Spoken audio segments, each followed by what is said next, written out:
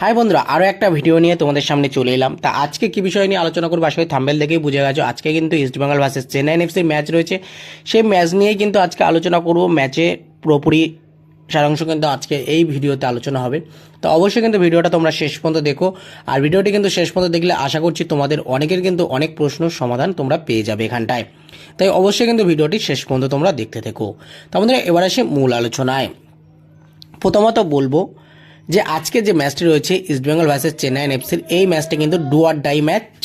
এই যেমন চেন্নাইয়ের জন্য তেমন কিন্তু ইস্টবেঙ্গলের জন্য।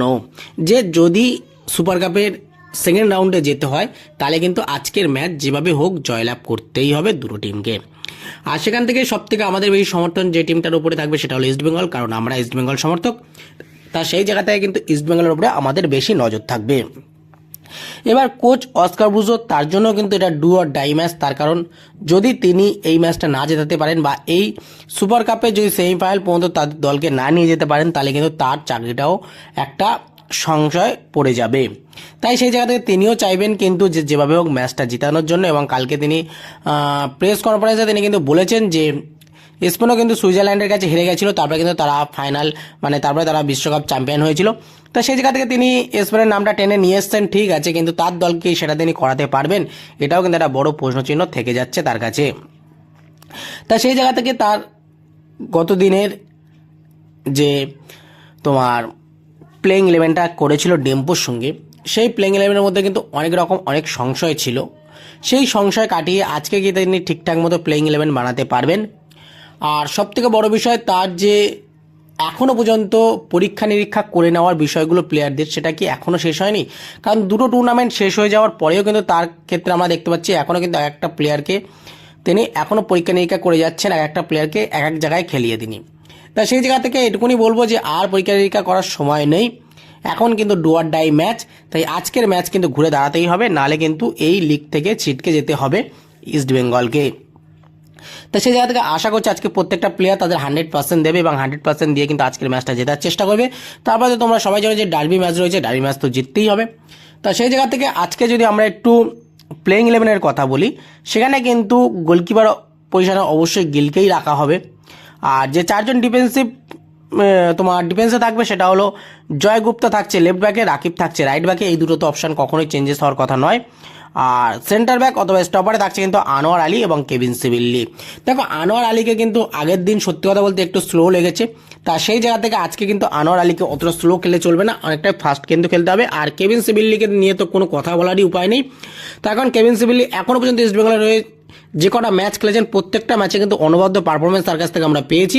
আশা করবো আজকের ম্যাচেও কিন্তু তিনি ভালো পারফরমেন্স দেবেন। এরপর যদি আমরা একটু মাঝমাঠে চলে আসি, তাহলে মাঝমাঠে কিন্তু তিনজনকে রাখা হচ্ছে, সেটা হলো রাশিদ, মিগুয়েল এবং জিকসান।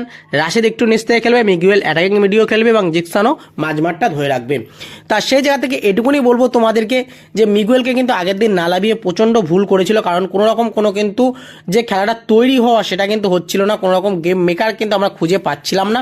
তারপরে যখন সেকেন্ড হাফে মিগুয়েলকে লাগানো হয় তারপর থেকে কিন্তু আমরা দেখতে পাই যে অনেকটাই বেটার খেলা হচ্ছিল কিন্তু ইস্টবেঙ্গলের পক্ষ থেকে। তাই আশা করছি সেই ভুলটা অস্কার ব্রুজো আজকে আর করবে না, আজকে কিন্তু মিগুয়েলকে প্রথম থেকেই লাগাবে তিনি। তাই এবার দেখা যাক এই প্রথম থেকে যদি মিগুয়েলকে নামায় তাহলে সেখান থেকে মিগুয়েল কি পারফরমেন্স করে সেদিকে অবশ্যই আমাদের নজর থাকবে। আর যে তিনজন আপফ্রন্টে থাকছে সেটা হলো বিপিন থাকছে লেফট ব্যাকে, রাইট ব্যাকে কিন্তু থাকছে এডমুন্ড, আর সেন্টার ফরওয়ার্ডে থাকছে কিন্তু হিরোসি। এবার তোমাদের অনেকের প্রশ্ন হতে পারে এডমুন্ড তো এরকম পারফরমেন্স করেছে তাহলে তাকে কেন আজকে আবারও নামাবে? তা দেখো এডমুন্ডের বিষয়টা এমন, এডমুন্ড যদি মাঠে নামে তারপরে তাকে কিছু সময় দিতে হয়, তিনি কিন্তু কিছু সময় নিয়ে তারপরে তার খেলাটা ঠিকঠাক মতো খেলতে পারে। তা সেই জায়গা থেকে এডমুন্ডকে যদি প্রথম থেকে তুমি লাভাও তাহলে এডমুন্ড কিন্তু অনেকটাই বলা যায় ভয়ঙ্কর রূপ ধারণ করে। আর যদি এডমুন্ডকে সেকেন্ড হাফে লাভানো যায় তাহলে কিন্তু সেখানটায় এডমুন্ড কোনোভাবে জ্বলে উঠতে পারে না। তা সেই জায়গা থেকে আশা করবো এডমুন্ডকে কিন্তু ফার্স্ট হাফেই নামাবে কোচ অস্কার ব্রুজো। এবার সেটা পুরোপুরি কোচ অস্কার ব্রুজোর উপরে নির্ভর করছে, কিন্তু বিপিন লাভছে এটা কিন্তু শিওর। আর হিরোসির জায়গায় হামিদও আসতে পারে, কারণ হিরোসির যা পারফরমেন্স আমরা দেখেছি সেখান থেকে আমি মনে করি হিরোসির থেকে মাস্ট বেটার ছিল কিন্তু এই মেসি বাউলি। তাকে কেন ছেড়ে দেওয়া হলো আমি জানি না। হিরোসি এক জায়গায় দাঁড়িয়ে দাঁড়িয়ে ছাড়া তিনি কিন্তু ঘুরে ফিরে খেলতে পারে না, এটা তার সবথেকে বড় সমস্যা বলা যায়। আর সেখানে কিন্তু মেসি বলি অনেকটাই বেটার ছিল এই হিরোসির থেকে। এবার আশা করছি হিরোসির জায়গায় যদি হামিদও আসে, হামিদও যদি ওরকম গোল চান্স পায়, সেক্ষেত্রে কিন্তু হামিদও গোল করে দেবে, যেটা কিন্তু হিরোসি আগের দিন গোল করতে পারেনি। তাই হামিদকে যদি খেলানো হয় একটু উপর থেকে খেলানো হোক, আগের দিনের মতো উইং অথবা মাঝমাঠ থেকে তাকে খেলানো উচিত নয়, তাকে অ্যাজ এ নাম্বার 9 অথবা তাকে বক্স টু বক্স স্ট্রাইকার পজিশনে খেলানো উচিত। এবার দেখার বিষয় যে কোচ অস্কার ব্রুজো তিনি কি করতে চাইছেন।